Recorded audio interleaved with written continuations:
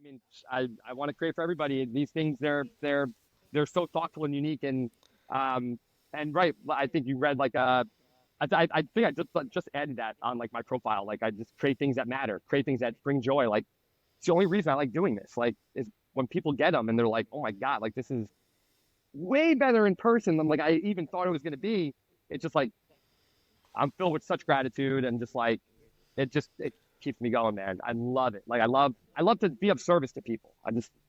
It's in my blood. It's the hospitality thing is a real thing, and parents have always been like that. They're like, AJ, make yourself useful, man. Like make yourself useful to a lot of people. Like that's how you do it. So early lessons from my parents, my family. So it's like I just carry that on and try to do right by them and right by my family. And it's really it's all love though, man. It really is. It's otherwise I would never do it. So.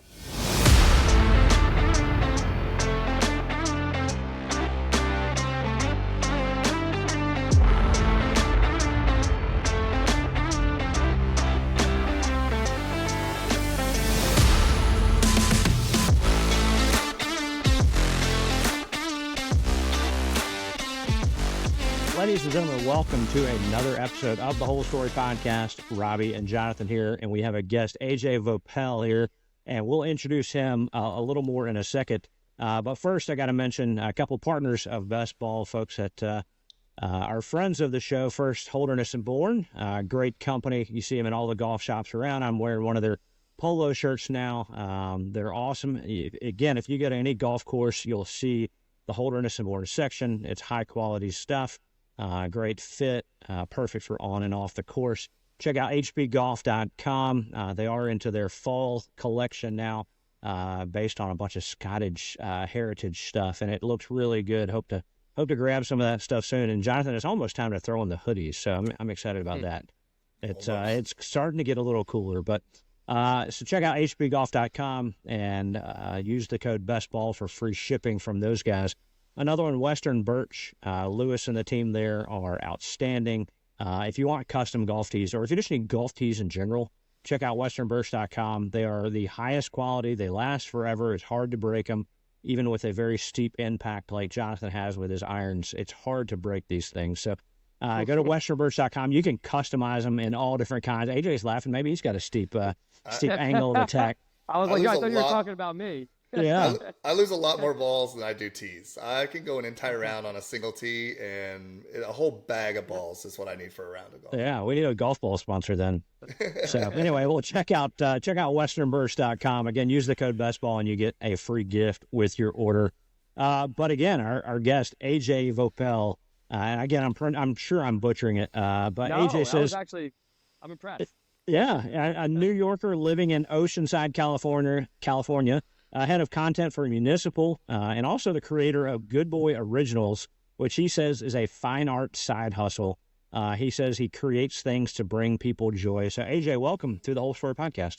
Yeah, well, thanks, Robbie, Jonathan. I mean, this is awesome. I'm talking to you guys. Love this type of stuff. Love getting to know you guys just as much as you getting to know me. So this is great. I'm so happy to be here. And also shout out to Western Birch because they make a lot of the items that I use in my art. So, yeah, Lewis, I mean, he's amazing. I've known him for a while, and their products are amazing. So, extra shout out for those guys because I love those guys. There you go. That's awesome. Well, I'm going to stick with just the first name. I'm pretty sure I can't mess up AJ.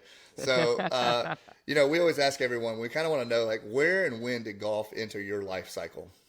Yeah, no, early age. The Voelpels are golf fanatics, right? So I grew up in a big golf family. My dad, my Uncle Joe, those two were primarily responsible. My great-grandpa, like, I remember my earliest rounds going out with him when I was, 10, 11 years old. I didn't have like that hardcore sort of junior competitor in me. You know what I mean? It was really it was kept very fun when I first started.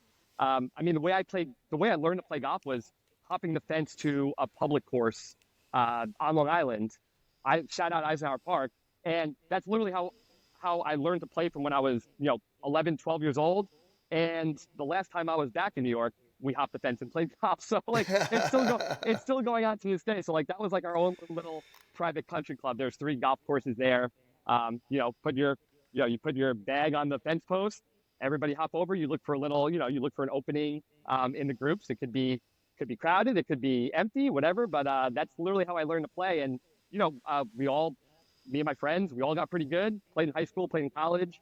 So that's like really when it entered my life. Like watching Masters when I was a kid with my dad, my uncle, all my dad's brothers and sisters. So like it was like my dad just kind of put it on, cut some Wilson staff blades for me, and then it was like, yeah, let's go play. Always fun, like there's never like that you're going to be a competitive golfer. It was always like, yo, let's just go have fun and play. So that's awesome. That's the way to do it. Absolutely. Yep. So how did you end up going from New York then out to California? Like, give us that story of how you got out there.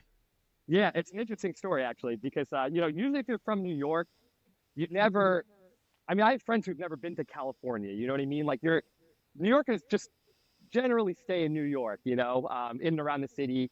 It's like go to college, get a job in the city. That's just like the way of life essentially for growing up there. So I grew up just outside the city in Westbury, which is 25-minute drive, 30-minute Long Island Railroad trip. But I was working at the Metropolitan Golf Association. This was in like 2012 or 2011 is when I started for the MGA, and I loved that job. You guys know golf associations, responsible for handicapping tournaments, a lot of member benefits, and we were hosting amazing tournaments. They host the Met Open, which is one of the best regional championships in the entire country.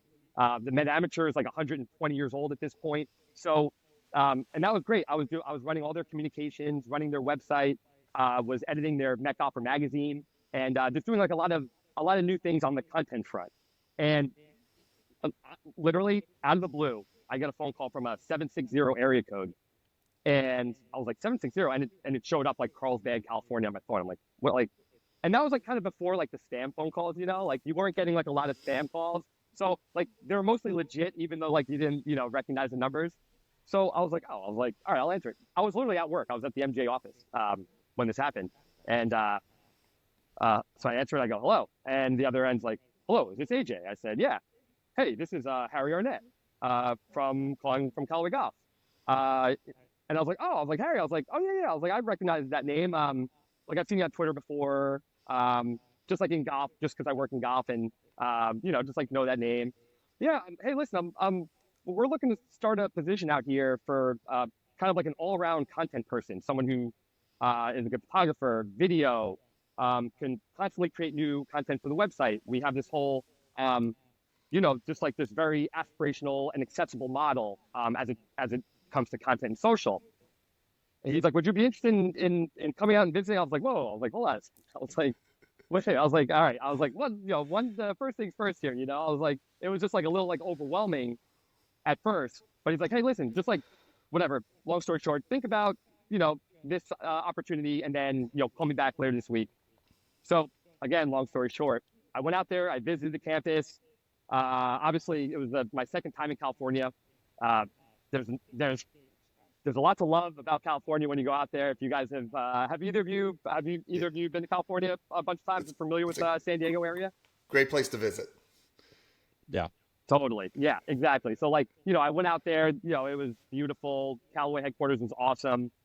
And I was like, damn, this is really nice. And, this was in February 2014. In May of 2014, my wife and I were supposed to get married, right? So this is like all happening as we're planning a wedding on Long Island, trying to convince my wife, who had a great job in the city for a lot of years at a company, at an advertising company, trying to persuade her. So every day for about a month and a half, we were like, we're going, we're not going. We're going, we're not going. We're going, we're not going. And eventually we ended up going. We moved out. I moved out a week before my wedding, flew back, got married, went on a honeymoon, flew back to California the day after, and was away from my wife while she finished up her job for about 6 months. I was living in California by myself. And that's literally how I moved to California, literally a cold call from Harry. And 3 months later, I had 10 years later, I'm still here. It's like, it's crazy, man. It's weird how things work out, you know what I mean? But I'm an opportunist at heart. I I always try to seize opportunities, and I'm a gambler at heart too. So, combine those two things, and I'm here in California. That's an awesome story about how you got out there for a job. It sounds like a terrible idea for starting a marriage. It was my wife, because we're both very family oriented, huge Italian Irish family. My wife is big Italian family, like hardcore. I still get the guilt from my mother-in-law, from my mom, of just like, I see you twice, 3 times a year. Like, what are you doing? Like, when are you gonna move back? So like, it's still very hard, especially we have young kids now, and it's you want them growing up around their cousins, and Yeah. yeah. Do you guys have big families, or do you guys have kids and stuff? We've got kids, but we decided not to move a week before we got married. So yeah, but it's Nice. nice. It's nice to know that both the job and the marriage survived. Like that's a win in the whole deal, right? I'll tell you what, Johnson, it's a great point, man. It's listen, we're still at it. The kids are Yeah. good. We still get back to New York, 3 times a year, so it's pretty tolerable. But who knows? There might be some East Coast in my future, more permanently. But we're just kind of taking it as it comes right now, just because because now with Municipal, we started Municipal. Harry with Harry also. That's kind of how I ended up at Municipal when they started.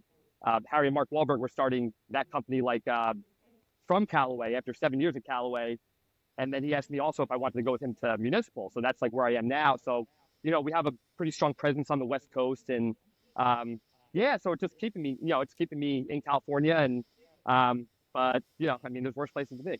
So You I'm got not to complaining. convince your kids the next time. They'll be like, no, no, no, Dad. We're California kids. We don't want to go where it's cold.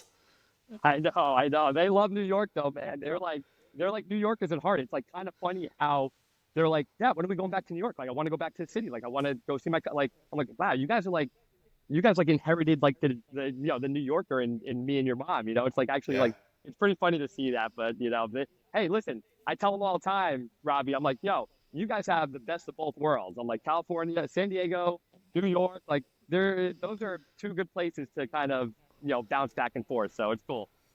Yeah, for Absolutely. sure. Well, tell Yeah. us. So we're going to want to talk about the good boy stuff, but since you mentioned Municipal, like we'd love to hear kind of what you're doing there, how you are helping to grow the brand. I know it probably really took a big leap when Wyndham Clark wins the U.S. Open, but obviously Mark Wahlberg and Harry and all the stuff. But just kind of give us a little bit of the Municipal story and what all you do for them. Yeah, no, right. So it started off as as an apparel company. The idea behind it was like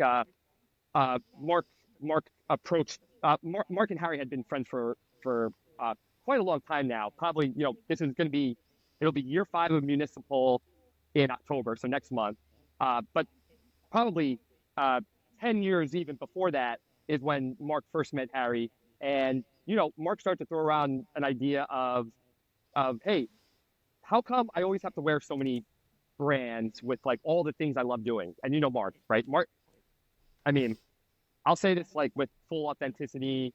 I mean, the guy, he loves golf more than anybody I've ever met. He plays more golf than anybody I've ever met. That's He right. plays golf faster than anybody I've ever met. Those are all true things. Those are all true statements, okay? When I talk like 360 rounds a year, that's probably not an exaggeration. Like that's like probably not an exaggeration. So like in any event, he's like, how come like when I go to the gym, I got to wear this brand? When he was wearing Travis Matthew at the time on the golf course, he's like, when I go play golf, I got to wear this brand. When I go to a business meeting, I got to wear this brand. He's like, I'm tired. He's like, I'm tired of it. And like, I'm tired of like all the stuff, like not being like feeling amazing and just like, like the luxury stuff that he buys, right? Like like you name it, like the Gucci's and, all that stuff, like just like the quality. So he had this idea to start a company that was like that he could wear for all of his things that he loved to do, for his versatile lifestyle, right? So that's kind of like the where Municipal was born. The name Municipal, essentially, like he wants it first and foremost to be like an inspirational brand.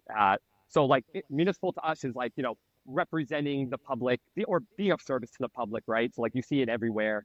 That's kind of how we interpret the name, and so that's like kind of how like the synthesis of Municipal or the roots of Municipal, and then I was brought on, before the company even had a logo, since like, before day one to head up the content and social portion of it and like the partnerships and things like that. So, so that's literally what I've been doing for the last 5 years. we now have like 25 employees, I want to say, or like something like that, which is like crazy to think about. Because we were there from the very beginning, but now like, we're building out a new headquarters, a flagship retail right in Oceanside, so like right literally 3 miles from where I live. Beautiful. It's gonna be like a beautiful facility. We'll start getting into golf more because like we've obviously like as a brand are very authentic golfers. So 2025, Robbie and Jonathan, you guys will see like a lot more golf centric things, with like the municipal style, municipal comfort, a lot of versatility. We want to differentiate ourselves. We have a golf shoe launching, which is really exciting. Nice. So like, yeah, so like there's a lot of like super exciting things going on with Municipal, but like, yeah, it started as apparel. Now it's like going into foot, like we have like a great origin shoe, which is like killing it right now for us. And then we have a golf shoe coming, and then we have like a couple different shoes coming. So like, it's like we're turning into a footwear company, but like footwear is all of a sudden like on the rise for us, Does all 25 employees have to get up at 3 a.m. like Mark does in order to? Because I think he starts his morning off with 30 minutes of prayer, and then he's got 2 hours of working out. He's at breakfast by like 5:30, and then I think he does do golf. I think golf is after his kids get dropped off, right? It's so like I'll give you a schedule because I've been there many times for it, and Mark is the best, man. Like I always like tell people like I like Municipal is like, for me it's like the people that you work with, like there has to just be like very authentic, genuine passion behind whatever you're doing, right? So that's like number one for me, right? Is just like, is like the passion real? Is the enthusiasm real? Is like the authenticity real? With like all the people that you work with, and like that is so the truth with working with Mark and working with Harry, is that like he lives Municipal like so authentically and is so enthusiastic about it. So like I'm around him quite a bit when he's not like doing movies. He's been in Australia a bunch, but like when he's back in Vegas where he lives now, I'm with him quite a bit, just like collecting content and everything. But like, yeah, so Jonathan, to your point, like his schedule is like literally like wake up at 3:30, 4 a.m. workout, have a little breakfast, go play golf in an hour and a half, right? Yep. Come back, either eat something, maybe work out again, like literally like, or like work on his golf game a little bit, and then like he's on to like the business portion of his schedule, right? Like family, but just like reading scripts, if there's family obligations obviously and things like that. But it's like, yeah, it's so funny. It's like workout, golf, workout, 365 year. It's so impressive. Like the guy's discipline is like uncanny, and he's just like a master motivator, like he's just he's so fun to be around. Like he would be on this podcast like just like shooting the shit with us. Like he would just like he's so great to be around. Like it's awesome, man. He's the best. He really is. I love the guy. He's awesome. You're trying to convince him that 6 o'clock is the golden hour for photos, and he's like, no, 3:45. Let's go. I mean, it's hard. Like, right. I like it's funny. Like when you're like, oh yeah, like no, I know what content. Like I know right exactly what you're saying. Like I know good content. Like right lighting. Like, and I'm like, here I am like talking to Mark about like good content. The guy's made 80 something movies. Right. Like wait a minute. Like I'm like trying to explain to him like social content. Like this guy, like he literally just like he puts me to shame when it comes to content. But I'm like, here I am trying to like school him. But yeah, it's so funny. Like you just like, as long as you don't disrupt that routine, right? As long as like you join the routine, right? Like when I'm there, have to do a 4 a.m. workout with him. Yeah, you're spotting him. Yeah. And he's talking smack that I can't do a set, and I'm giving it right back to him. I think that's why we like, we get along well, is because, we kind of throw it back and forth, and, he loves that. He's a Boston guy, so I'm a New York guy, so I'm talking about the Knicks. He's talking about the Celtics. He's giving me, he's chirping when, the Celtics win the title. It's just like, it's a really funny, just like, total, trash talk relationship type of thing. But, we could both dish and take it, which is why, I think we get along well, but it's funny. Give us 6 months to work out, and then we'll be ready for 4 a.m. Just let us know. like 6 years, man. The 6 years, yeah, come on. Yeah, for real.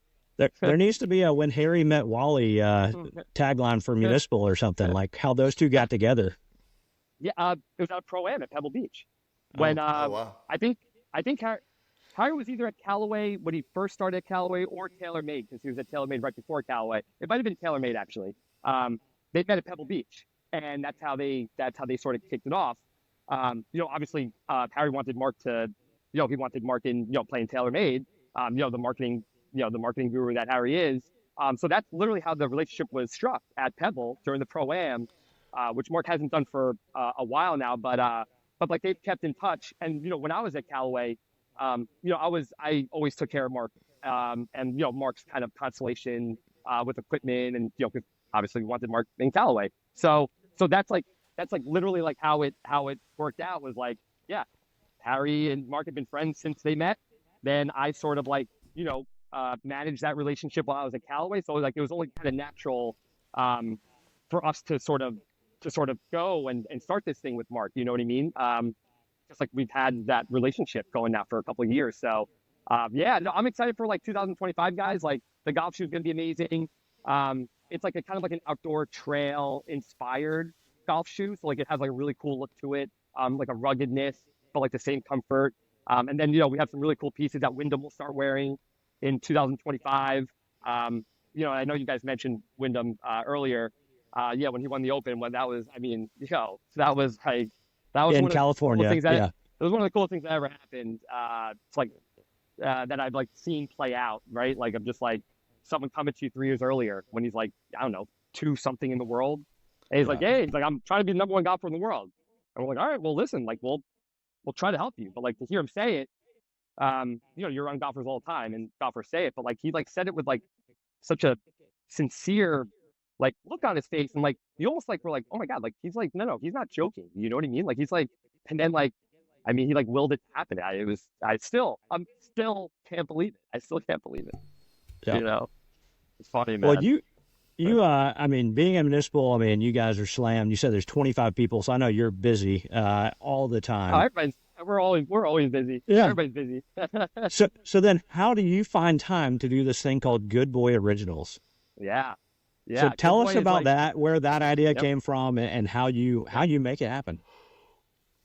yeah. So Good Boy, like it started out as like straight passion project, right? So like I've always had like an artistic side, um, just like whether it's like art prints, collecting art. Like if you see my house, there's like literally like a gallery wall on every wall. Like so, I've always had like this fondness uh, for all different types of art, and I've been collecting literally, you guys. Like, I mean, you could call it hoarding if you want. I don't care. It's fine by me. You're not gonna offend me. But like, so like, Robbie, if you go into like my studio right now, there's like kind of like shoe boxes. Well, now it's like kind of set up as a studio. That's where I work out of.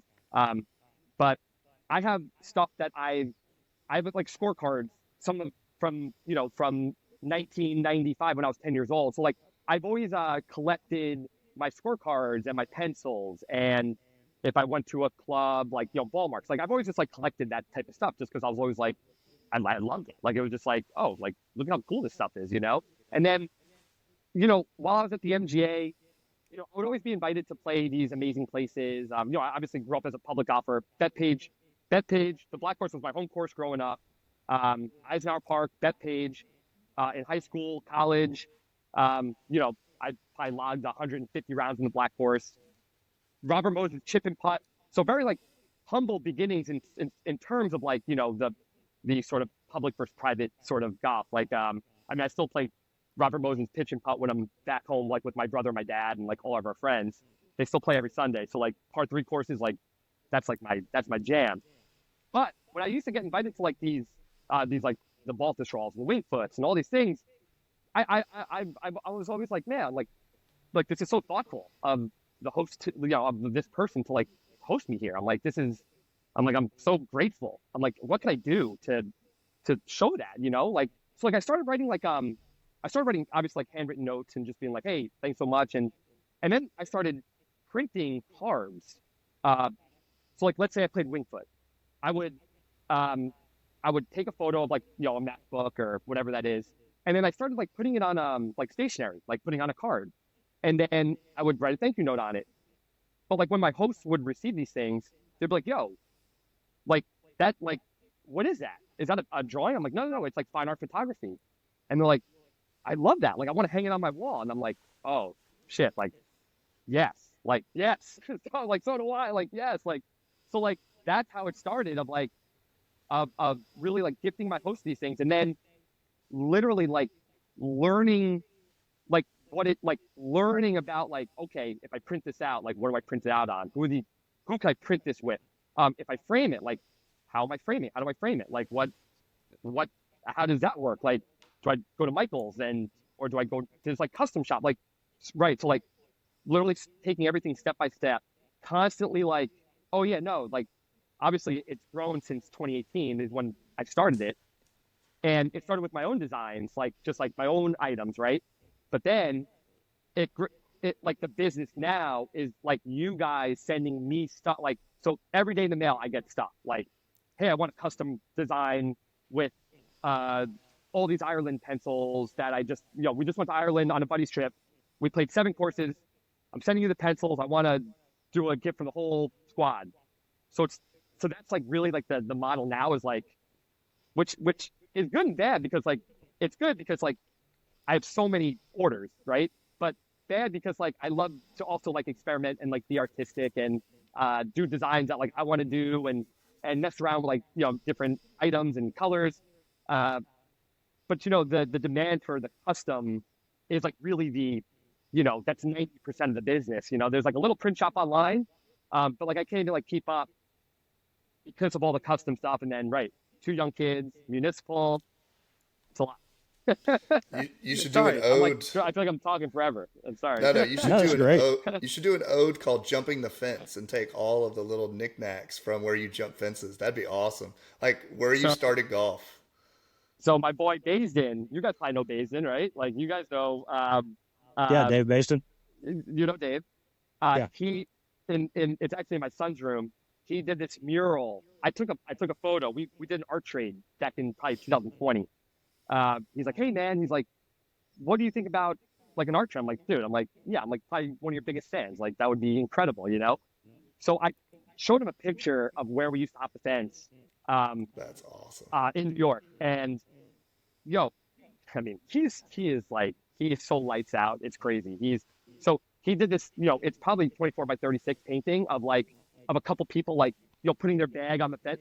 Like I mean, I get emotional, like every time I look at it, but like he couldn't have nailed it anymore. So like Jonathan, to your point, I hired the pro to do that one. I hired That's the so expert to do great. that one. And I made him a Pinehurst piece in exchange, but I kept it in my son's room because like he has like a big gallery wall, but I kept it there because like I'm in there often and like I want to just like obviously I'm in my studio often, but like I want like him to see it. Like I just like it's so inspirational and like meaningful and thoughtful. But yeah, so like to your point, like Dazed, I mean he killed it. He knocked it out of the park. It's my favorite piece of art in this entire house, and there's like a lot of it. If I like turn my laptop, but it's my favorite piece of art by far, and yeah, he's the man, and yeah, he's so good. Yeah, he was a couple years ahead of me at South Carolina, so I knew him and his brother then, and I've been trying to get him to come on the podcast, and maybe this will finally inspire him to say yes. Hey, send him that clip. I'm not even. That's coming from the heart too. I'm not even blowing smoke, man. He's the best, and it's literally my favorite piece. So yeah, no, it's crazy. Like finding, you guys know this. You guys know this as much as anybody. Is like, what is the value? Something I think about every day is like, what is the value of your time, right? So like, it's hard to put a value on that. But like when requests come in and there's starts to become like demand in terms of all this like custom work is like, okay, well, guess what? Now I have to put a value on my time, right? So it's like, if I'm going to be doing this, let's say, and this doesn't happen normally because I usually only work on Good Boy at night when my kids are sleeping, and working at Municipal during the day. So like, so what is the value of that time? Well, that like if I'm working from 8 till 12 at night, and then on the weekends, or early in the morning, waking up at 4:30, working from like 5 to 7, whatever that is, or 5 to 8. So like, well, like there's a lot of other things like, I certainly could be doing with that time. So it's like, well, that's a pretty high value on that time. Like, but it's a learning thing, right? Like you learn that, like you start learning the value, and like you start learning like the courage to maybe ask for a price that, like, maybe in your head, like, someone who comes from very humble beginnings, like very lower middle class, like parents worked their asses off. My parents both had side hustles, right? Like their whole life they were working more than one job. And that's where I get it, right? So I've been working full time since I was 12 years old. Like that's no joke, you know? So like I know the value of hard work, but when I'm asking somebody for, for a lot of money, um, I think they recognize what goes into it, and the thought and the care and the fact that, like, I'm taking a lot of time to do this, and like I'm taking my time and making sure that it's like up to my standards and stuff. So it's really interesting as you start to learn that, and you start to like really um, time is just, I mean, we don't have a lot of it. That's It's right. it's critical, and it's like if you're not putting a value on it, then like you're not doing it right, you know? So it's a learning experience. It's a tough one, um but you do learn it. You do learn it. That's why Mark plays golf so fast. Time is money, Absolutely. baby. Time is money, That baby. time is money. I'm sure he said it before. Time is money, baby. That's good. That's the name of the game, you know? So, It's so crazy. do you have a favorite piece that you've done? Obviously, we know what your favorite piece in the world is, but do you have a favorite piece that you just think about from a creativity perspective or from a sentimental perspective that just hits home? Yeah, great question. And yes, like right away, um, it's the Winning Wood 82, for a couple reasons. So the Winning Wood 82 is a piece that has every single pencil from every single win of Tiger Woods' career. So That's in awesome. order. So like from his first win at, I believe it was TPC Summerlin in Vegas, uh, to his last win, which was in Japan. And it's actually, the Japan pencil is actually one of the coolest pencils. So there's 82 pencils, all in order from every course he won at. So there's a lot of overlap, right? So there's like Firestone is like on there like 8 times. Augusta's on there 5 times. What are the other ones on there? There's like a bunch of like, oh, Bay Hill. Bay Hill's on there like 10 times. And you're like, oh my God. You're like, but so so it's a big print. And the reason why it's one of my favorites is because the person who I worked with it on, Mike Antolini, um, he's worked with the Tiger Woods Foundation at the Tiger Woods Foundation. He's been a VP over there for years. He was one of the first people to like really like he got what I was doing right away. Like I remember like he must have been the first like 100 Instagram followers back in January 2018, like messaging me of like he just got it. Like he's like, yo, can you do some good boys for like VIPs in Pebble Beach for Tiger Woods Foundation VIPs? This was like literally like in 2018 or whatever. So like, and then he had this like idea. He's like, hey, he's like, we ought to gather like all the pencils of all Tiger Woods of all his wins in his career, and do a piece when he gets to 83. So like that was like the idea Yeah. to do it when to get 83. Then obviously everything happened. So like in the meantime, me, him, and his colleague Lindsay were collecting all these pencils from all the courses, and and they were literally sitting in a shoebox, like in a separate shoebox, for 2 years. He got into his accident. Obviously, this was we started collecting them before he won the Masters. But you guys could imagine. Oh no, I'm sorry, it was right after he won the Masters. So when he got inducted to the Hall of Fame, I called Mike. I'm like, hey Mike, I'm like, listen, I'm literally, as I'm talking to you, I'm laying out the pencils, and like, let's do this print as like a homage to like just like his career, like his Yeah. amazing career. So I laid out the 82 pencils, did my thing, and it went like crazy. And just kind of like setting the demand for the print. I'm just like, it's not available, but like, obviously, like, a lot of golf media picked it up. It was just like looked unique, and it was just like, it was crazy. Like it was just 80. You can imagine how it looks, if you've never seen it. So, so we did a limited run of those, with a nice portion of the proceeds going to going to TGR Live and like events that they do and stuff like that. So, so like that was it. It's not just because of like how cool the print was and like how unique it was. but it's because I work with Mike on it, and Mike's been like my right hand man, like through like literally for the last like 6-7 years. So it was like extra special collaborating with him. Um, I love the guy so much, and he's one of the best. So he does, so he still orders a bunch of stuff for me. That print is still available in just like an open edition now. We have it in like 3 sizes, because the first one was like a 40 by 10, so it's like a pretty big print. And then, so there's like other ones, and a portion of the proceeds still gets, it still gets passed along to TGR Live and stuff like that. So yeah, so that's definitely my number one. Yeah, if you haven't seen it, definitely check it out. It's still like it's still a big seller, and probably like the most popular thing that I sell on the website. That's awesome. When he wins number 83, you can just do a single print and tape it onto the end. Yeah, you know how mad people are. Collector's item, man. Come on, that's awesome. Robbie, that's what I said, man. I'm like, but like still, you're still only one of like 82 people who have this print. I'm like, this is like there's value in this thing, Yeah, so it was like, what happens if it wins 83? I'm like, well, then I'll add another pencil to it. Like, that's just the luck of the draw, baby. Yep. Well, not that you're looking for more work, because I know you're doing a ton of it, but how do people get in touch with you? How do people say, hey, I do that? Because you mentioned the buddy's trip to Ireland, and I've got some friends that just came back. They're probably landing today as we're recording this from a trip from Ireland. So, like, how do people contact you to get something done like this? Yeah, like a lot of times it's I have a form on my website on like the About Us. The About Us. It's actually not called About Us because it's only me.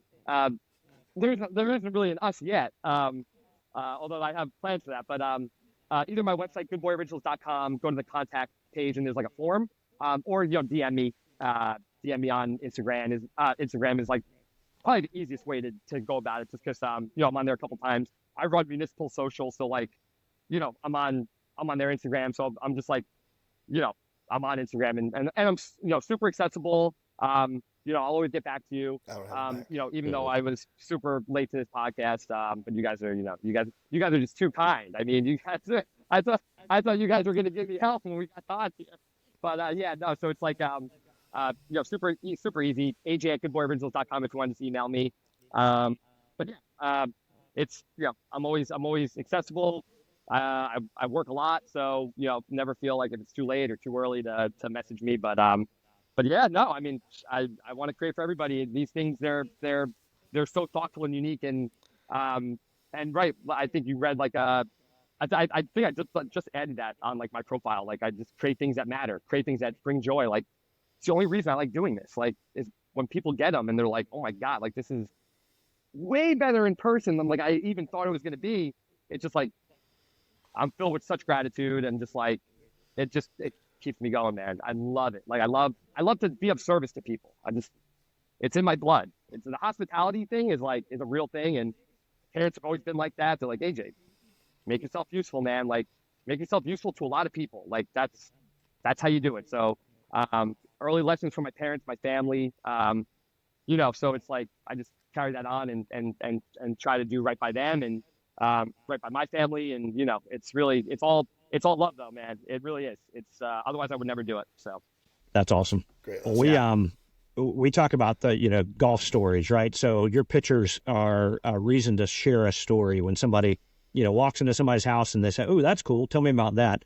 That's the same. That's all what Best Ball is, right? We are all about telling golf stories. The reason we started the podcast is we're like, hey, let's find cool people in the golf space, or somebody that has a jump in the fence story to learn how to play golf, and talk to them, because we get to meet new people. Jonathan and I get to hang out. Love it. So part of what we do with every episode is we ask everybody, what is your most memorable golf shot? Oh, great question. I know what it is. That's fine. You guys didn't even give me beforehand. It's the improv nature that we have at Municipal.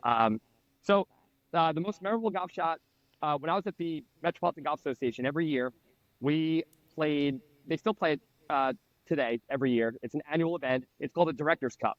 It's the Directors Cup started with the director of the MGA, and they put together a team, all employees within the MGA, and there was like some qualifying things that you had to do, and some politics in there, let's not get it twisted. But it's a like Ryder Cup style against the USGA and Oh, their team. nice. So it was MGA versus USGA every year. So how long was I at MGA for? Like 3 or 4 years, maybe? Maybe not even that long, but it felt like that long because I loved it there so much. And those are like honestly some of my, shout out Brian Mahoney, who's like one of my actual best friends. He runs the MGA. In any event, we were playing at Baltusrol for one of the I think it was the last Directors Cup that I played in. And when all was said and done, it's 36 holes. So we played on, started on the lower, then went to the upper. After there's 10 people on each team, and we're the last group to come in, and we realized that it was completely tied. Now at this point, pitch black, literally. Like we came in on 18th hole, the par 5 on the lower course. I'm sorry, we played upper then lower. So we come in, everybody's like in there, having some cocktails, like just like goofing off, whatever. And they're like, oh my God, it's tied. They're like, we haven't had a tie yet. So they're like, last group, we have to go to the 4th hole, part 3, which is like their kind of signature part 3. It's over a little water, big, like, kind of like oval-y green, pitch black. They had to get, you guys, like, they had to get approval from like several committees that we're allowed to do this. There was like a whole process of like, we had to wait like, 20, 30 minutes for them to like, oh, wait, we have to ask so-and-so. Oh, wait, they're telling us we have to ask so-and-so. Oh, wait, they're telling us that it went all the way to the top, as you can imagine, right? Like, so like literally we got the green light for everybody to like go out to the 4th hole. And the last group that came in, which was my group, foursome, we were the ones to play. So like you can like legit pitch black. So like people had phones. They're like putting them like, so you can actually just see where you can tee off. And I was the last to go, and we didn't know like where any of the other balls were. We assumed that they like weren't on the green.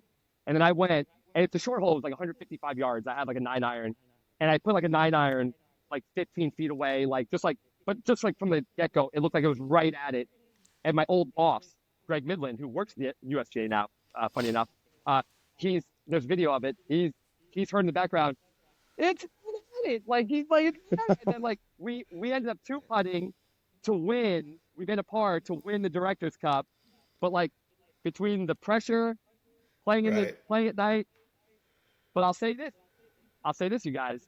That's only because I grew up playing golf at night. That's literally how I grew up playing golf. Is like hop the fence at 6:00 at night, play until it's pitch black, and then just keep playing because we just didn't want to leave the golf course. Like so, like I was literally like the person to hit that shot because it's just like, oh my God, I'm like, I've trained for this my whole life. That's right. I've That's trained awesome. my whole life, Bobby. Exactly right, dude. Like, so like, I'm like, guys, this is actually like worked out when we were walking out there. I'm like, guys, like, I don't know if I'm gonna hit a good shot or bad shot, but I'm like, you know how many times I played night golf? I'm like, this is like right up our alley. So like, yeah, so it's on video somewhere. It used to be on YouTube. That was easily the most memorable shot, like with everybody there. At Baltusrol, the permissions, the story, the Directors Cup, like the whole thing was just like, it's all so ridiculous, right? But it's just like so fun. That is a great story. That is a good one. So that was good. Yeah. Hey golf friends, this is Robbie from BestBall. Are you looking for the ultimate Myrtle Beach golf experience? Well, it's only a click away. Check out the 2-play special at 2 of America's most awarded public golf courses and 2 of my personal favorites. Caledonia Golf and Fish Club and True Blue Golf Club are low country masterpieces featuring 2 iconic Mike Strantz designs. Play these 2 incredible courses for one great price. Visit truebluegolf.com to learn more about the 2-play special and book your tee time today. That's truebluegolf.com. We always like to do what we call a quick nine as well. We go back and forth, some quick answers here. Shouldn't be too difficult. Well, I don't know. It sounds like you've played a lot of golf. All right. So number 1, favorite course that you've played? Besides the black course, just like the most memorable course or memorable golf experience I've had was Fisher's Island. Very nice. And That's a good one. Yeah, hands down. And just like overall experience wise and how the day went, the boat there, and it was just like, it blew me away. It changed the way I kind of just thought about golf, like as a whole. Like it was like a truly like life changing or golf changing sort of experience for me. So, yeah. Awesome. What course is at the top of your bucket list? Oh man, that's such a great question. I think St. Andrews, old course. I've never played Scottish golf yet. Never been to Scotland. Um, Definitely St. Andrews old course. Scotland golf trip. I turn 40 next year. I'm starting to plan that. So that's definitely number one for me. Nice. Yeah. So obviously pencils are pretty common in your work. What are your favorite objects to work with though? Oh, you guys are on fire. Let me tell you what. So two things are like hands down my favorite. Matchbooks number one, Yeah. clear number one. When you have I'm looking at two matchbooks right now. They look like art. They just like the way I do them up, like just they look like art first and foremost. And then I love the pencils because, like Jonathan, like the pencils are like, like they're worn a little bit. Like there's Yeah. like they're just like they look like they've been through some ish, like, and then like they photograph beautiful. Like again, it looks like art. Like you just like Yeah. almost can't believe it, but it. And then like when somebody's like, oh can you do like all my clubs, or I have one up there, that page and all courses. It's just like it's so cool. Like pencils are so fun to shoot, man. They tell good stories, and so Yeah. pencils and matchbooks for sure. What is the most random object you've been asked to take photos of? Hot sauce bottles. Somebody, Nice. the founder of a notable hot sauce company reached out to me, and he sent me some bootleg hot sauce bottles that like they didn't sell, but they were like meaningful to him, and I had to make them two pieces, an addition of two, and they were super cool. Like had like hot sauce dripping down the side, like. But like when I got that got that request, I was like, yeah, let's do it, man. I'm like, yeah, I'm not gonna say no, like I'm down for a challenge. So hot sauce bottles, that was a cool one. Never even heard of bootleg hot sauce. I know, right? You gotta go to the streets to get this, man. You gotta go. That's the best start. Actually, now that I think about it, I had a packet of hot sauce from India that was in this little plastic thing. That'd have There you been. go. I couldn't get it past security. I had to throw it away. All right. That's too bad.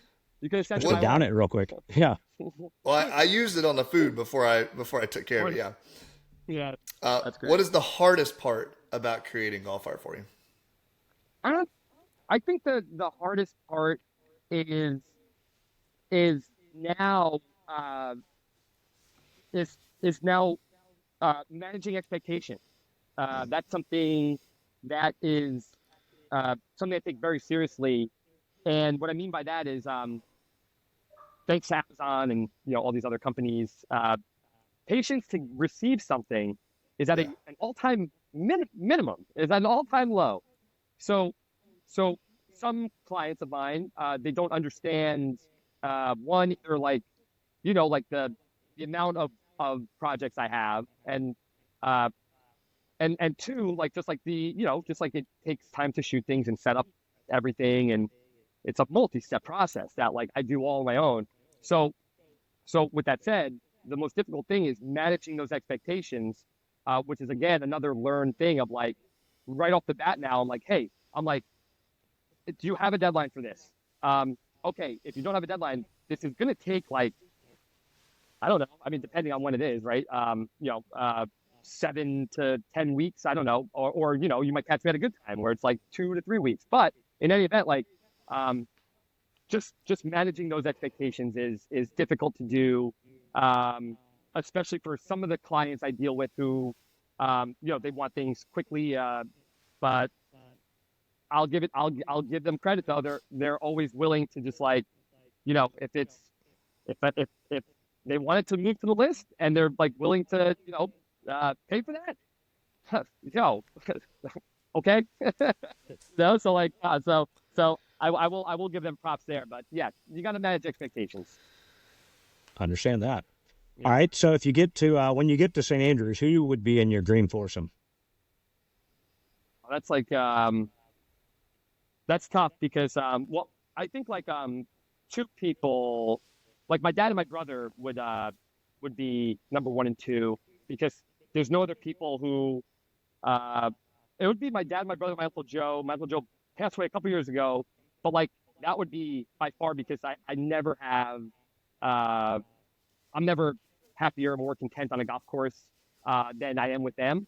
But I would say like the fourth person, the fourth person would be like one of my close friends who would probably have to go through a qualifier to get that spot. So I would give the spot up to. But I love playing golf with like I love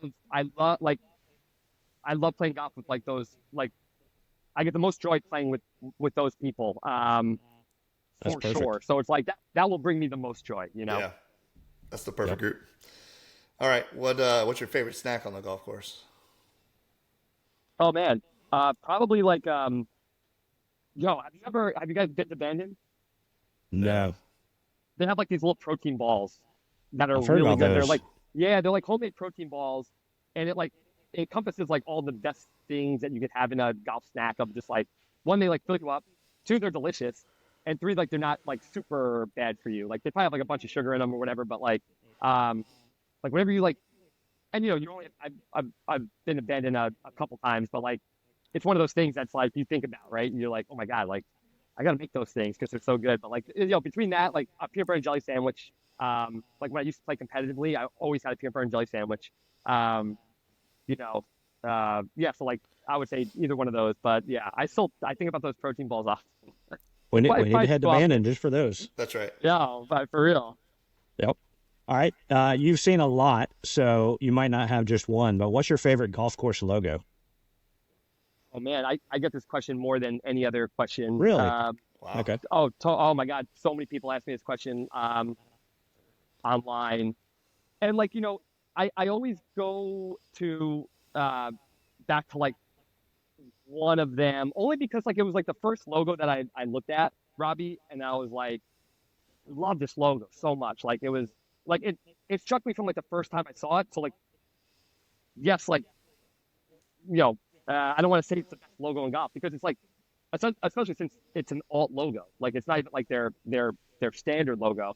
But I remember just like the first time I saw it, I was like, like that's amazing. I'm like, that's so good. And so I'll have to like go with that. And that's the witch on Stanwich, in Greenwich, Connecticut. The rich, is a tongue twister. The witch riding the flagstick. It's still like to this day, I'm like, man, I remember the first time I saw it, I'm like, I can't believe how good that is. Like, what genius thought it? So I'm like, this is great, So that's awesome. It always goes back to that one, even though like we could run down the list of logos, but like I think that's probably still number one for me. It's just like so amazing. It resonates well. Oh my God, it's still to this day, Jonathan, it's like crazy. Yeah. All right, last question. What's next for Good Boy Originals? Oh, another great one.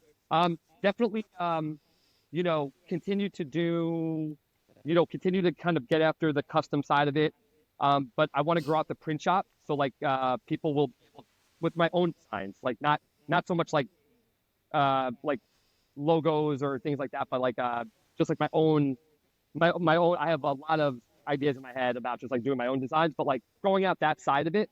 And then, just like, I think growing in general, right? Like, so what that looks like in terms of like, oh yeah, it's probably time for someone to help me out on like, just like the email front or, answering some questions and taking orders. Because like, as Municipal grows, my responsibilities with that company are also growing. But like the opportunities with Good Boy are just way too good. And I'm just like so passionate about it to give up. So like, we'll start to look for help there. But I think like I want to start showing my artistic side more than just like than meeting the requests of clients and things like that. So I think that's where people will, in 2025, people will see a lot more original designs, things that they could shop that they can get for any golfer. That's like not that specific to a course or maybe it is, but definitely more original. Putting these sort of originals back in the Good Boy Originals. That's awesome. Yeah, so. Very nice. Well, AJ, man, I really appreciate you carving out some time to join us for this thing. It's been a lot of fun.